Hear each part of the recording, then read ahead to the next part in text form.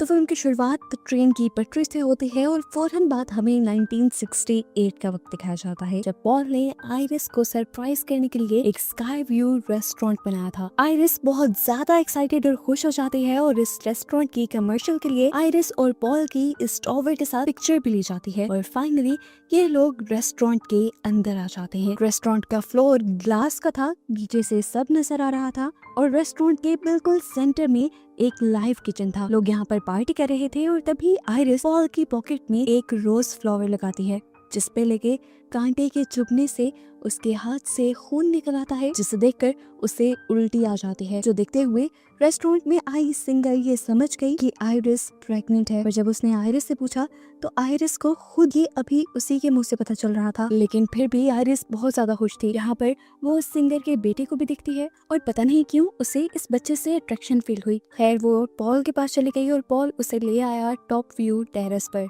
जहाँ वो आइरिस को प्रपोज कर देता है। आइरिस एक्साइटेड होकर उसका प्रपोजल एक्सेप्ट कर लेती है और उसे ये खुशखबरी भी देती है कि वो प्रेग्नेंट है और इस बात से पॉल भी बहुत ज्यादा खुश था। यहीं पर आइरिस नोटिस करती है इस सिंगर का वो बेटा यहाँ पे भी था और वो शरारती बच्चा अपना एक कॉइन ऊपर से नीचे फेंकता है, जिस कॉइन को हमें दिखाया जाता है कि वो जमीन पे गिरने के बजाय एसी आउटडोर के वैक्यूम प्रेशर से उसके अंदर चला गया। जबकि ये सब लोग पार्टी करने के लिए आ गए। जब ये सब लोग डांस कर रहे थे तब दिखाया गया कि रेस्टोरेंट का फ्लोर हिलने लगा था। कॉइन भी अब फैन से निकलकर एसी डक्ट के अंदर घूमने लगा और रेस्टोरेंट के अंदर अचानक वो फ्लोर टूट गया। सभी लोग नीचे गिर गए। पॉल ने अपने आप को बचाने के लिए कांच का एक टुकड़ा पकड़ा हुआ था, जिससे उसके हाथ भी जख्मी हो रहे थे, लेकिन वो अपने आप को बचा फिर भी नहीं पाया और नीचे गिरकर मारा गया। जबकि आइरिस इस टाइम स्पॉट पे खड़ी थी, इसीलिए वो बच पाई। वो कॉइन जो इसी डक्ट के अंदर उड़ रहा था वो वहां से निकलकर एक दूसरी जगह चला जाता है और गैस के पाइप से लगकर लीकेज कर देता है, जिसकी वजह से ऊपर लाइव किचन रेस्टोरेंट में भी आग लग जाती है, जिसकी वजह से वो सिंगर भी मारी जाती है। और आइरिस अपने आप को बचाने के लिए पियानो के नीचे छुप जाती है। अपने आप को बचाने के लिए आइरिस लिफ्ट के पास आई, जो लिफ्ट पूरी तरह फुल हो चुकी थी। इससे पहले कि लिफ्ट नीचे जा पाती, लिफ्ट के नीचे एक बंदा आकर क्रश हो जाता है। ऐसे लिफ्ट खराब हो जाती है और लिफ्ट के अंदर के भी सभी लोग मारे जाते हैं। वो वापस ऊपर की तरफ गई तो रेस्टोरेंट का आधा हिस्सा भी एक तरफ लटक गया, जिसके अंदर जाकर लोग अपनी जान बचा रहे थे। बस एक पियानो नहीं, इस पूरे हिस्से का बैलेंस बनाया हुआ था। वो कॉइन जो यहाँ डक्ट्स में घूम रहा था वो आकर इस पियानो के ऊपर गिरा, बैलेंस बिगड़ा और रेस्टोरेंट का ये हिस्सा भी नीचे गिर गया और इस तरह इसमें मौजूद लोग भी मारे गए। यहाँ पर आइरिस को उस सिंगर का एक बेटा भी दिखा, जिससे उसने पकड़ लिया। वो उसे बचाकर सेफली लेकर जाना चाहती थी, लेकिन उसके नीचे की भी जमीन टूट गई। अपने आप को बचाने के लिए उसने रिंग को दो सरियों के दरमियान में फंसा लिया, लेकिन फिर उसका हाथ छिल गया, रिंग उतर गई और इस तरह आइरिस और वो बच्चा भी नीचे गिरकर मारे गए। और यहाँ एक लड़की ने एकदम से चौंक कर चीख मारी और हमें पता चला कि ये सब जो हमने देखा था वो स्टेफनी नाम की एक लड़की के हेलुसिनेशंस थे। वो इस टाइम अपनी क्लास में बैठी हुई थी और उसके इस तरह चिल्लाने की वजह से उसकी क्लास खराब हो जाती है। उसके प्रोफेसर ने जब उससे इस बारे में पूछा तो स्टेफनी ने बताया कि मुझे ऐसे हेलुसिनेशंस और डरावने विजन्स आते रहते हैं। रात में भी वो यही डरावना ख्वाब देखकर चीख मारकर उठ गई और तब उसकी रूममेट ने उसे मशवरा दिया कि तुम्हें इस बारे में जाकर अपनी फैमिली से बात करनी चाहिए। वो अपने घर आई, अपने डैड से मिली, अपने अच्छे भाई से मिली जिसके साथ उसकी बहुत अच्छी बॉन्डिंग थी और वो दोनों मिलकर अपने अंकल के घर गए जो उनकी मॉम के भाई थे। अपने कजिन्स के साथ इन दोनों की बहुत ज्यादा अटैचमेंट थी। सब लोग यहाँ पर एंजॉय कर रहे थे कि आइरिस यहाँ पर अपने अंकल से अपनी ग्रैंड माँ आइरिस के बारे में पूछती है। यानी आइरिस जिसे हमने स्टेफनी के वीएंस में देखा था वो उसी की ग्रैंड मॉम थी। उसके अंकल अपनी मॉम का ही नाम सुनकर स्टेफनी पर गुस्सा हो जाते हैं और उससे कहते हैं कि तुम्हारी ग्रैंड माँ हमारे लिए मर चुकी हैं, वो पागल हो गई हैं, हमें छोड़कर वो एक आइलैंड पे जाकर रहने लगी थी, जिसके बाद से वो हमसे कभी मिलने नहीं आई। इसी वजह से तुम्हारी मॉम की भी दिमागी हालत खराब हो गई और वो भी हमें छोड़कर चली गई। उसके अंकल तो बातें सुनाकर उसे चले गए, लेकिन उसकी आंटी ने उसकी मदद की और उसे आयरिस के भेजे लेटर्स, उसका एड्रेस और आयरिस की कुछ चीजें दी। इन चीजों में वो पिक्चर भी थी जो पॉल और आयरिस ने उस स्काई व्यू रेस्टोरेंट के सामने बनवाई थी। ये देखकर स्टिफनी बुरी तरह चौंक गई। ये पिक्चर, ये रेस्टोरेंट, ये सब उसके विजन में आया था। अब स्टिफनी आयरिस से मिलने के लिए उस वीरान सुनसान आइलैंड पे चली गई, जहाँ पे एक घर तो था लेकिन इस घर की हालत काफी खराब थी। उसके सेंसर में स्टिफनी ने अपना इंट्रोडक्शन करवाया तो आयरिस ने उसे घर के अंदर बुला लिया। आयरिस भी स्टिफनी को देखकर काफी एक्साइटेड थी। वो स्टिफनी से उसकी मॉम के बारे में पूछती है तो स्टिफनी बताती है कि हमारी मॉम तो हमें बचपन में ही छोड़कर चली गई थी। यहाँ पर स्टिफनी अब मेन बात आयरिस को बताती है कि मैंने आपको और ग्रैंडपा को उस स्काई व्यू रेस्टोरेंट के सामने देखा था और वो रेस्टोरेंट तबाह हो रहा था, आप लोग मर रहे थे। मुझे ये डरावना ख्वाब, ये वियन हर रोज दिन रात आता है। यहाँ पर आयरिस उसे कहती है जो वियन तुम्हें आते हैं वो सभी वियंस मुझे भी आते थे और उन्हीं वियंस की वजह से मैं उस दिन होने वाले उस बड़े हादसे को बचा पाई थी। उस दिन मैंने उस बच्चे के हाथ से वो कॉइन ही ले लिया था जिसकी वजह से वो सारा हादसा हुआ था। और फिर रेस्टोरेंट का जो फ्लोर टूटा था वो भी मुझे पहले ही पता था, इसीलिए मैंने जाकर माइक में ऐलान कर दिया कि फ्लोर टूटने वाला है, जिसकी वजह से लोग पहले ही वहां से चले गए और इस तरह काफी लोग मरने से बच गए। स्टिफनी हैरान होकर पूछती है आपने उस दिन सबकी जान बचा ली थी? तो आयरिस कहती है हाँ, उस दिन मैंने मौत को धोखा देते हुए सबकी जान तो बचा ली, लेकिन मौत ने उन लोगों का पीछा नहीं छोड़ा। मौत उन लोगों के साथ गेम खेलने लगी जो लोग उस हादसे में बचे थे। मौत उन लोगों को ढूंढ ढूंढ कर मारने लगी, ना सिर्फ उन लोगों को बल्कि अगर उन लोगों के बच्चे भी होते थे मौत उनको भी मार रही थी। और अगर वहाँ पर मौजूद कुछ लोग मौत से बच निकले और जिनके बच्चे उस हादसे के बाद पैदा होने लगे, मौत उनको भी मारने लगी, क्योंकि अगर वो लोग इस हादसे में मर जाते तो उनके बच्चे भी आगे पैदा ना होते। मौत एक के बाद एक जब वहाँ वाले हादसे के ही लोगों को मार रही थी तब मुझे इन चीजों का अंदाजा हुआ। पॉल को भी मौत ने कैंसर के मुंह में ले जाकर मारा और तब मुझे अंदाजा हो गया कि अगली बारी मेरी है। मौत को चकमा देने के लिए मैं यहाँ आकर छुप गई। अगर मैं मर गई तो मौत तुम्हारी मॉम, उसके भाई, उसके बच्चों को, यहाँ तक कि तुम्हें और तुम्हारे भाई को भी मार देगी, लेकिन जब तक मैं जिंदा हूँ तुम सबको कुछ नहीं होगा। स्टिफनी पूछती है तो आखिर मुझे ये वियंस क्यों आ रहे हैं? तो आयरिस ने कहा क्योंकि अब मौत हमारे पीछे है। ये बात सुनकर स्टिफनी बुरी तरह डर गई। तब आयरिस ने उसे एक बुक दी जिसमें उस हादसे में बचने वाले लोगों की मौत बाद में कैसे हुई थी उन सब की स्टोरीज भी लिखी हुई थी और साथ ही वो तरीके भी लिखे हुए थे जिससे मौत को चकमा दिया जा सकता है। स्टिफनी को ये बातें बकवास लगी, उसने ये बुक नहीं ली और आयरिस ने कहा कि मैं आपसे मिलने के लिए दोबारा आऊंगी। कि कहकर वो बाहर चली गई। आयरिस जो सालों से इस कैबिन से बाहर नहीं निकली थी, उसने अपने बच्चों को बचाने के लिए मौत के सामने आने का फैसला किया और बाहर निकलकर स्टिफनी को वो किताब पकड़ा दी। उसने कहा कि मौत अब तुम्हारे पीछे आएगी और उससे बचने के लिए तुम्हें इस बुक का इस्तेमाल करना होगा। स्टिफनी इसकी बात पे भरोसा नहीं कर रही थी तो आयरिस ने कहा अभी मेरी मौत को देखना। यहाँ हमने देखा कि एक जगह से गैस लीक हुई, गैस के लीक होने से एक चीज डिस्टर्ब हुई, उसके बाद दूसरी, और इसी तरह एक चैन बनते हुए आयरिस के मुंह में आकर पीछे से कोई चीज स्टैब हो गई और आयरिस की वहीं पर मौत हो गई। अब तो स्टिफनी को आयरिस की बातों पे यकीन आने लगा था। 2 दिन बाद आयरिस का फ्यूनरल था जिस पर स्टिफनी की मॉम भी आई थी। स्टिफनी को समझ आ रही थी कि अगर अब अगली मौत होगी तो स्टिफनी की मॉम की ये होगी। अपनी मॉम को बचाने के लिए वो आयरिस की दी हुई बुक पढ़ने लगी जिसमें आयरिस ने वो कॉइन भी छुपा कर रखा हुआ था जिसकी वजह से उसने उस दिन होने वाले हादसे को बचाया था। सारी बात समझते हुए अब स्टिफनी अपनी फैमिली को कॉल मिलाती है ताकि वो उन्हें अलर्ट कर सके, लेकिन कोई भी उसकी कॉल रिसीव नहीं कर रहा था। यहाँ दिखाया जाता है कि स्टिफनी की पूरी फैमिली पार्टी कर रही थी। यहाँ पार्टी में दिखाया जाता है कि मौत का खेल शुरू हो चुका था। यहाँ पर एक गिलास टूटा और कांच का टुकड़ा जाकर बर्फ के टुकड़ों में गिर गया। यहीं से सब बर्फ ले रहे थे। ये बर्फ का टुकड़ा स्टिफनी के अंकल के ग्लास में चला गया और उन्होंने ग्लास जाकर साइड पे रख दिया। साथ ही यहाँ पर मौजूद बाकी सारी चीजें भी थोड़ा थोड़ा करके अपनी जगह बदलती रही, जैसे सब कुछ किसी प्लान के तहत हो रहा हो। स्टिफनी के अंकल के ही हाथ से वो ग्लास गिर जाता है और कांच का टुकड़ा उनके पाँव के अंदर स्टैब हो जाता है। दर्द की वजह से वो वहीं गिर पड़ते हैं। उनके गिरने से यहाँ जमीन में जो वाइब्रेशन पैदा होती है उससे एक औजार घास काटने वाली मशीन पर गिर जाता है। वो मशीन स्टार्ट हो जाती है और एकदम से स्टिफनी के अंकल के मुंह के ऊपर चढ़कर उसका पूरा मुंह क्रैश करते हुए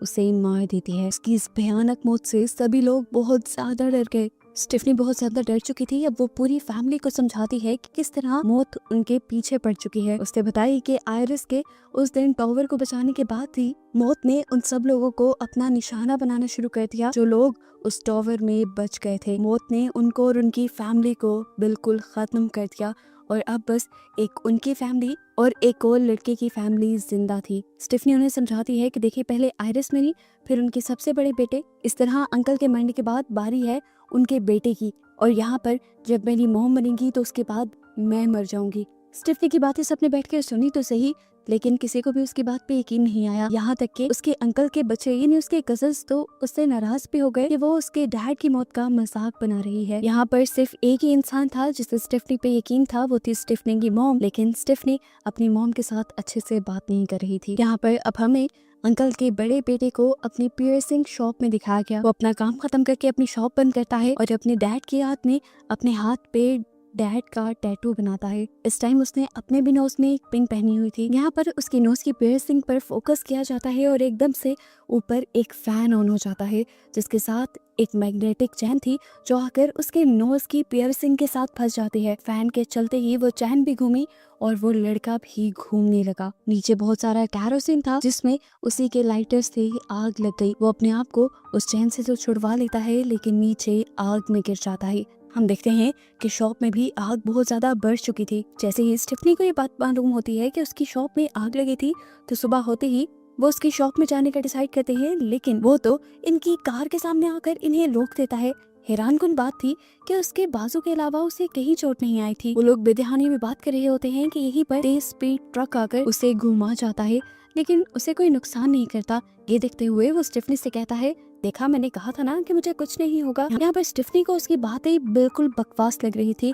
उसकी बातों पे ध्यान देने के बजाय यहाँ पर रोड की चीजों पे ध्यान दे रही थी कि क्या क्या चीज उसे नुकसान पहुंचा सकती है। यहाँ से कचरे की गाड़ी गुजरती है तो स्टेफनी उसे इससे दूर रहने को कहती है, लेकिन वो तो जाकर उसे प्यार कर देता है और सच में उसे कुछ होता भी नहीं। अभी लड़का स्टेफनी से कहता है, देखो, मैंने कहा था ना, तुम कुछ ज्यादा ही सोच रही हो। उस लड़के की दूसरी बहन भी अब वॉक के लिए निकल जाती है और तभी अचानक से उसका पाँव एक बॉल से टकराता है जिसकी वजह से वो गार्बेज बास्केट के अंदर गिर जाती है और गाड़ी वाले इस ट्रैश को जल्दी से अपनी गाड़ी के अंदर डाल देते हैं।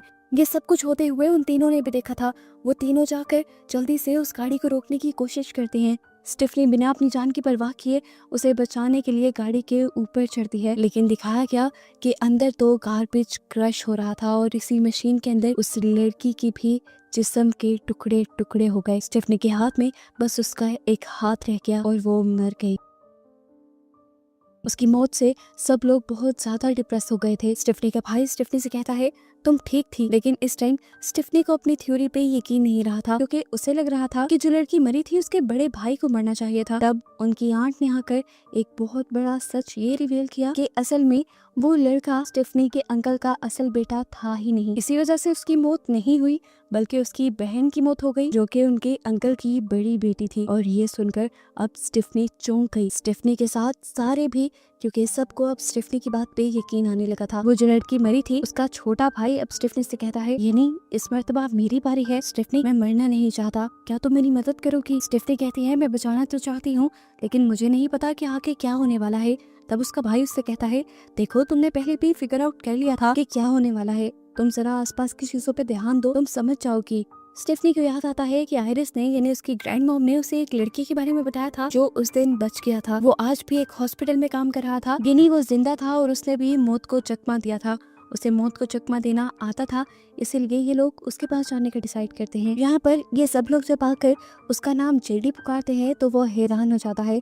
इस नाम से उसे सिर्फ आयरिस ही पुकारती थी। ये लोग उससे सवाल करते हैं कि आप आयरिस को कैसे जानते हैं? तब उसने बताया कि उस दिन जिस दिन टॉवर वाला हादसा हुआ था तब मैं वहीं पर था, मैं सिंगर का बेटा था।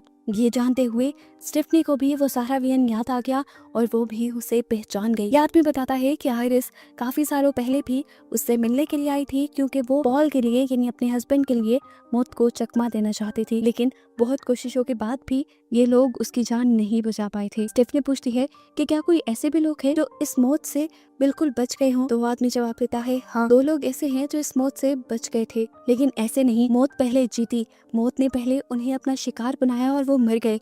लेकिन फिर कुछ ही देर बाद डॉक्टर्स की या किसी की कोशिश से उन्हें जिंदा कर लिया गया और उसके बाद से मौत ने उनका पीछा नहीं किया। स्टेफनी उसे कहती है, प्लीज आप हमारी मदद कर सकते हैं इस काम में, आप हमारी मदद करें। लेकिन वो आदमी कहता है, नहीं, मैं भी पहले एक मर्तबा मौत को अपना कर मौत को चकमा दे चुका हूँ, लेकिन अब मरना मुझे भी है क्योंकि मुझे कैंसर है और एक ना एक दिन हम सबको मरना है। मौत से हम भाग नहीं सकते, वही हमारी फाइनल डेस्टिनेशन है। उससे पहले हमें अपने बचे कुचे पलों को एंजॉय करना चाहिए। यहाँ पर जब ये सब लोग काफी ज्यादा दुखी थे, तभी इनके एक साथी को आइडिया आता है कि वो अपने भाई को जो कि मरने वाला है उसे पीनट खिलाएगा, क्योंकि उसे पीनट से एलर्जी थी। इस तरह वो पीनट खा के मर सकता था, लेकिन उसका प्लान था कि जैसे ही वो मर जाएगा तो फौरन वो उसे एंटी एलर्जिक और मेडिकल सर्विसेज देकर जिंदा कर लेगा और ऐसे ये लोग मौत को चकमा दे देंगे। लेकिन जैसे ही वो वेंडिंग मशीन के पास आता है तो वेंडिंग मशीन चलती नहीं, उसे जल्दी बहुत थी। हाथ डालकर उसने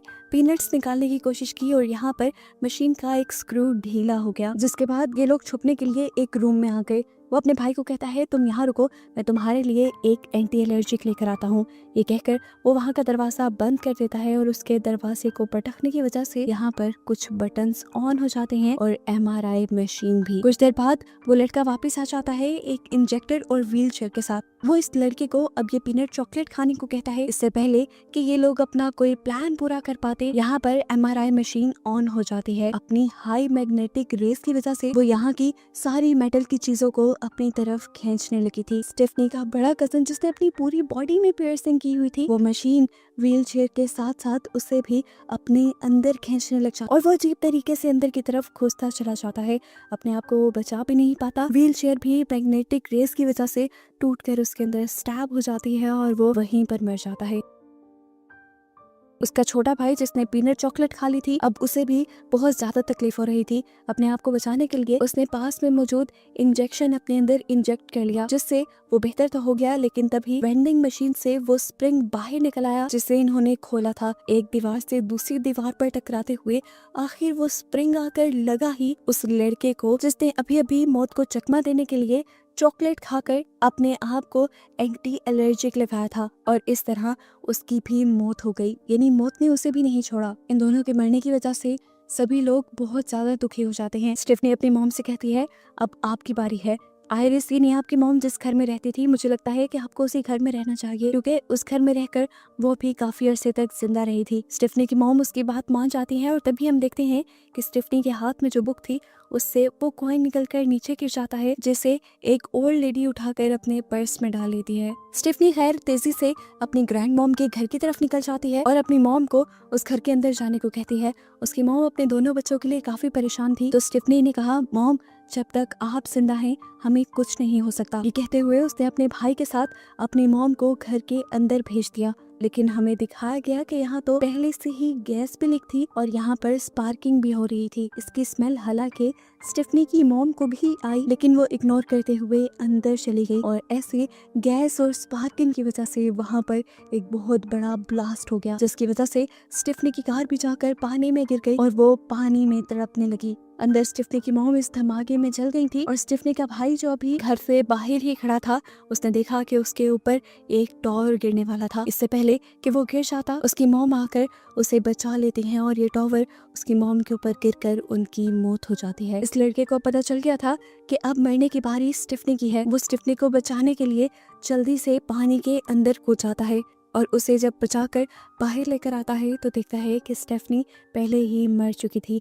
वो उसे CPR देता है, जिसकी वजह से एक मर्तबा उसकी और जान बच जाती है, वो जिंदा हो जाती है। और ये लोग इस चीज के लिए खुश हो जाते हैं कि स्टेफनी मरकर जिंदा हुई थी, उसने मौत को अपना लिया था और इस तरह अब वो मौत को चकमा दे सकते थे। ये दोनों इस बात से तो खुश थे कि इन दोनों की जान बच गई, लेकिन अपनी मॉम के मरने से और बाकी सबके मरने से ये लोग बहुत दुखी थे। सीन कट हो गए, हमें कुछ टाइम बाद का सीन दिखाया गया जहाँ अब इनकी लाइफ बिल्कुल नॉर्मल हो चुकी थी। चार्ली यानी स्टेफनी के छोटे भाई की आज ग्रेजुएशन पार्टी थी। सभी लोग वहां जाने के लिए तैयार हो रहे थे। स्टेफनी बहुत खुश होकर उसके पॉकेट में रोज का फूल लगाती है और यहाँ पर फूल में लगा एक कांटा उसके हाथ में चुभ जाता है और उसके हाथ से भी बिल्कुल उसी तरह खून आता है जैसा खून मूवी के स्टार्ट में आयरिस के हाथ से भी निकला था। और ये देखकर स्टेफनी समझ जाती है कि मौत का खेल दोबारा शुरू होने वाला है। सीन कट होकर दूसरी तरफ हमें दिखाया गया कि वो कॉइन जो उस दिन आयरिस ने बचाया था और वो अब जिस ओल्ड लेडी के पास था, वो ओल्ड लेडी जैसे ही अपना वॉलेट खोलती है तो वो कॉइन उसके वॉलेट से निकलकर गिर जाता है और घूमते घूमते ट्रेन की उन पटरियों पे आता है जो हमें मूवी के स्टार्ट में दिखा दी गई थी। ये कॉइन ट्रेन के जंक्शन के दरमियान में रुक जाता है, जिसकी वजह से ट्रेन का पाथ खराब हो सकता था। सीन कट होकर हम दोबारा स्टिफनी और उसके भाई को देखते हैं, जहां उनके पास उनका नेबर डॉक्टर आया था। वो स्टिफनी के भाई का दोस्त था। वो स्टिफनी को कहता है कि तुम्हारे भाई ने मुझे तुम्हारे बारे में बताया है, मैं तुमसे बहुत इम्प्रेस हूँ, तुम बहुत लकी हो कि तुम आज जिंदा हो। स्टिफनी कहती है हाँ मैं काफी लकी तो हूँ, मैं उस दिन मरकर जिंदा हुई थी। डॉक्टर कहता है नहीं, तुम मरकर जिंदा नहीं हुई थी। अगर कोई इंसान 5 मिनट तक सांस ना ले उसे मरा हुआ माना जाता है, लेकिन तुम तो 2 मिनट बाद ही सांस लेने लगी थी। ऐसी हालत को बेहोशी कह सकते हैं, ना कि मरना। ये सुनकर स्टिफनी और स्टिफनी के भाई दोनों की ही मुंह की हवाइयां उड़ जाती हैं। स्टिफनी ने आसपास की चीजों को देखा, उसे हर चीज में अपनी मौत नजर आने लगी, लेकिन इनकी मौत ऐसे थोड़ी ना आनी थी। वहाँ वो जो ट्रेन उस पटरी से उतरी थी वो उतरकर इनके घरों की तरफ बढ़ी। ट्रेन अपनी स्पीड कम नहीं कर पाई। अपने आप को बचाने के लिए स्टिफनी और उसका भाई दोनों भागे। ट्रेन तो आखिर रुक गई, लेकिन ये लोग जिंदा फिर भी नहीं बच पाए, क्योंकि ट्रेन के पीछे से लकड़ी के कुछ टुकड़े उड़ते हुए आकर इन दोनों की बॉडी में स्टैब हो गए और आखिर ये दोनों भी मारे गए। जिसके साथ ये फाइनल डेस्टिनेशन मूवी इसे सबक के साथ एंड हुई कि हम लोग मौत से बच नहीं सकते और एक दिन हर किसी को मरना है।